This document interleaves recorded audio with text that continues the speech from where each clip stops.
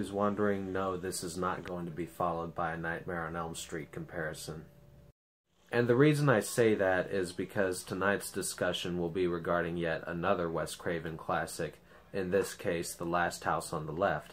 For those of you who are not familiar with this story, it involves these two best friends who go out to spend some time together and have fun when they run across this group of fugitives who detain them and then humiliate and torture them in the worst way.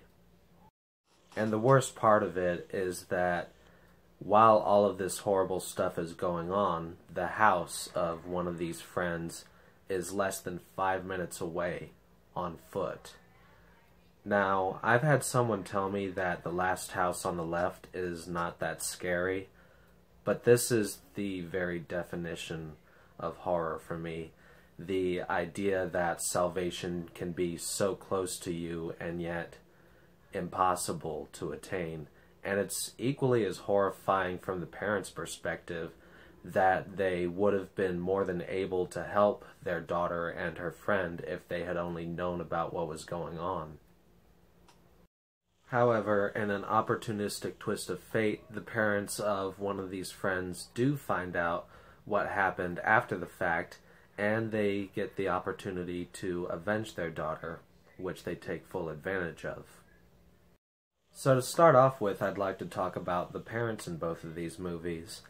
In the original film, they're played off as very conservative and just a little bit uptight, but at the same time they are very likable people, and they are fairly ideal as parents.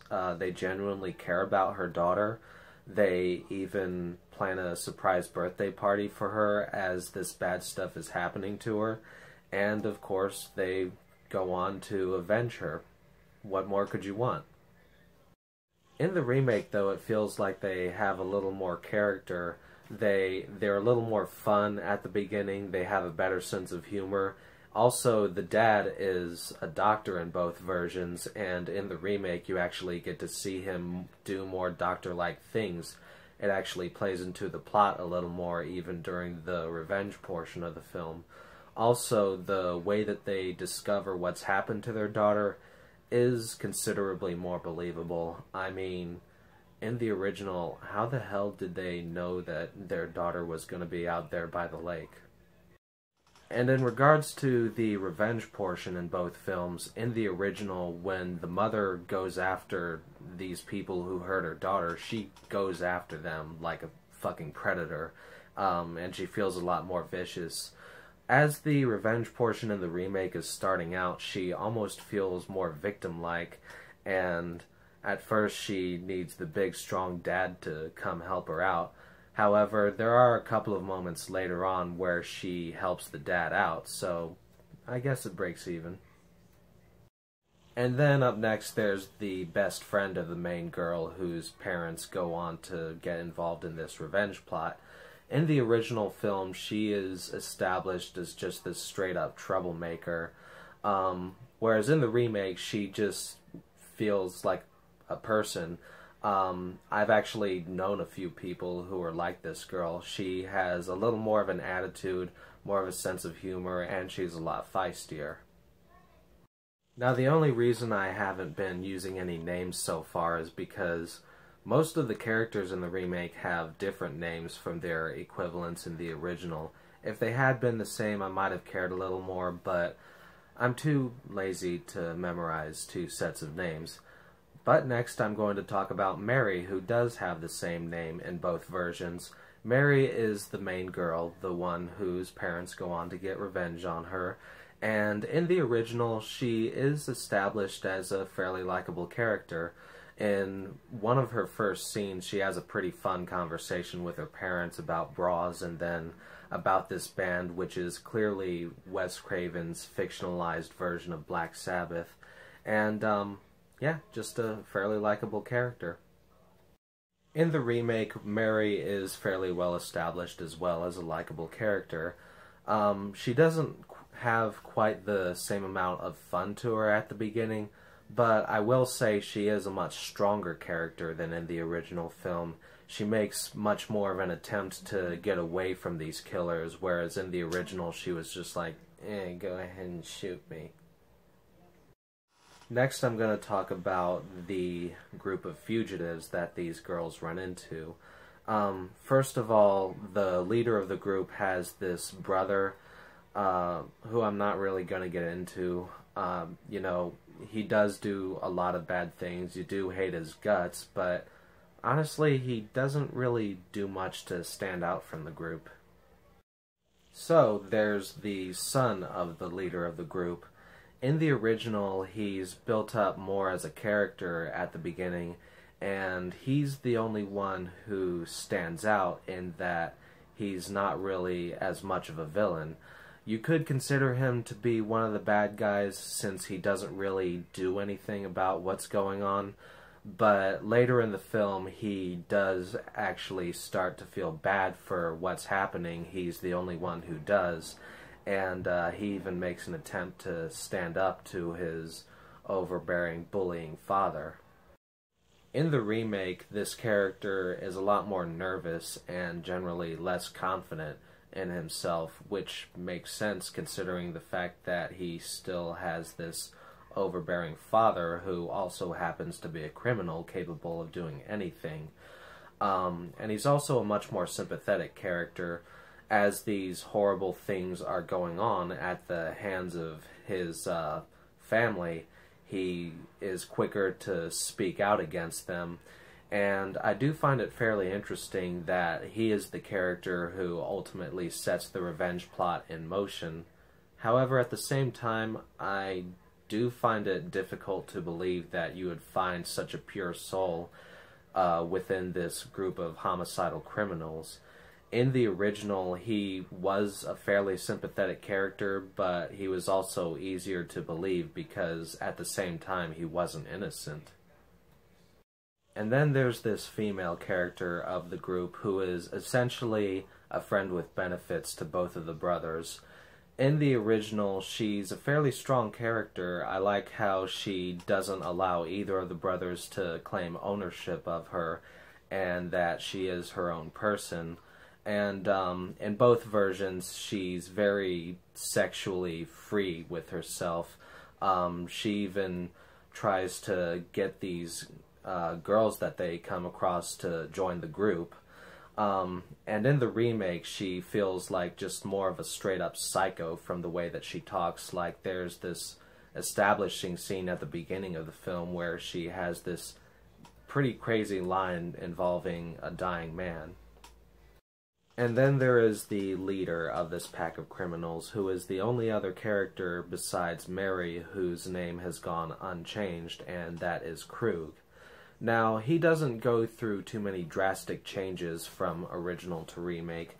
In both versions, he is not only a dangerous criminal, but he is also a very arrogant bully who has this sick kind of sense of humor about what he's doing. One kind of subtle change is that in the original, it felt like he was going for more psychological torment with these two girls, and he was going more to just straight up humiliate them. Whereas in the remake, he is much more physical and intense about what he does. He feels a lot more intimidating, and as far as I recall, I don't think he ever smiles in the remake. Now, in regards to the violence in both pictures, I will say the original is fairly graphic in some parts. I don't believe this is actually in the R-rated cut, but when someone gets killed in the original, there's actually a portion where the criminals are pulling out their intestines and everything. But I'm just going to say it right now. I said before that I wasn't going to be giving this away, but I think the remake definitely has much more effective violence. As was the case with The New Hills Have Eyes, it starts off with a bang, and then, once the girls meet Krug's son, there's a little bit of false security in the scene that they share with him before the violence begins, and then it is much more brutal, much more hard-hitting. Of course, the special effects are better.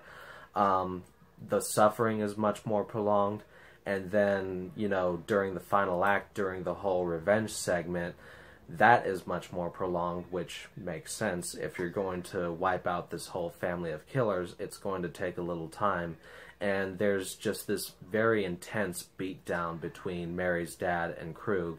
Even as I was rewatching it and I knew how the film was going to turn out, I was still sitting there during their fight, kind of moaning in anticipation, just wondering how Mary's dad was going to get out of this, mainly because it had been a while since I'd watched the movie.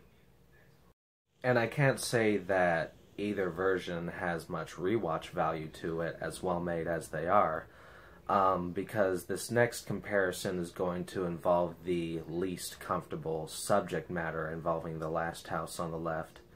Now, for those of you who are not aware, The Last House on the Left is part of this very scarcely populated subgenre known as the rape and revenge thriller. A pretty self-explanatory name for a subgenre, and it does obviously include the former as well as the latter. In the original, the rape scene is fairly disgusting to watch, especially when Krug's face is just pressed up against Mary's and he's drooling all over her. In the remake, once again, I was watching the unrated director's cut. I don't know if this is actually in the theatrical version, but I do know that at least in the unrated version, the rape scene goes on for way too long. And as I was revisiting the film, it actually made me physically sick to watch it. I'm actually starting to feel some of that now just talking about it. Now, in a moment, I'm about to get into some spoiler territory, but before I do that, I will give my final verdict on The Last House on the Left. Now, the original, in my eyes, is one of Wes Craven's best films. It is a very effective and well-made picture for the most part. It even does a few things better than the remake does. But at the same time, one thing I haven't even mentioned yet is that one of its major flaws is that it feels a little tonally uneven. For one thing, they picked a few odd choices for the soundtrack of the film. Just for the storyline, the music sounds way too upbeat in parts, especially during the end credits. And there's even a very out-of-place comedic scene involving this lady driving a truckload of chickens. In the remake, the villains are much more intimidating, the violence is considerably more effective, and I like the parents just a tiny bit more, so for all of these factors, I do think that the remake is a superior film. Now with that being said, let's get into the spoilers. Now, one criticism that I've heard before regarding the remake of Last House on the Left is that it tends to take a little less risks. One of those involving the criminal family's son, who in the remake is, you know, again, much more innocent and positively angelic. And then another risk which the remake does not take is that in the original film, Mary actually died. And so the revenge plot for her parents was a much more emotional rampage, and then by the end of the film they ended up feeling some remorse for these violent acts which they had just committed. In the remake, however, due to the fact that their daughter manages to make it home alive, as Mary's parents start to go after these criminals, it's really more of a matter of protecting their daughter and defending her. However, this soon changes. Now, before I get into my thoughts on the ending to the remake, I would like to make it absolutely clear that I am not pretending to be any better than these two characters.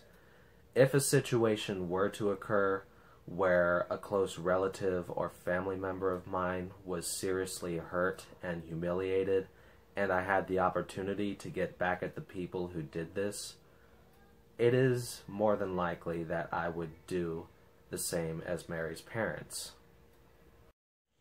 But as fully able as I am to admit to this, I am highly disturbed by it at the same time. In the remake, I mentioned that the parents' mission to go after these criminals starts off as a matter of protecting and defending their daughter.